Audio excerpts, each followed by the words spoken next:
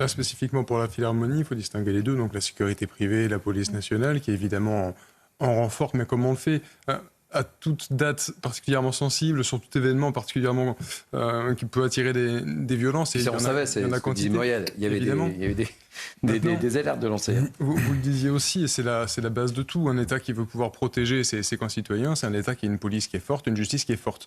La réalité, c'est que les deux institutions sont en crise d'efficacité pour la police, en crise de vocation aussi pour la police, et d'efficacité pour la justice. On n'a pas assez d'effectifs pour assumer l'ensemble des missions qui nous est confiées. C'est faux. On ne peut pas être absolument sur tous les points pourtant essentiels. On n'a pas les hommes pour le faire, ni sur la voie publique, ni sur le travail d'enquête.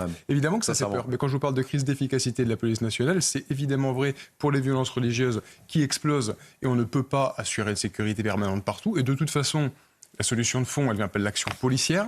On est sur quelque chose qui est politique, qui est aussi médiatique, pour les responsabilités à la fois initiales et les solutions de fond.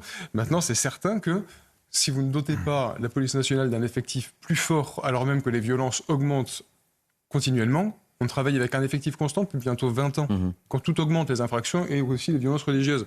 Donc, du point de vue sécuritaire, ce n'est pas quelque chose qu'on peut solutionner comme ça.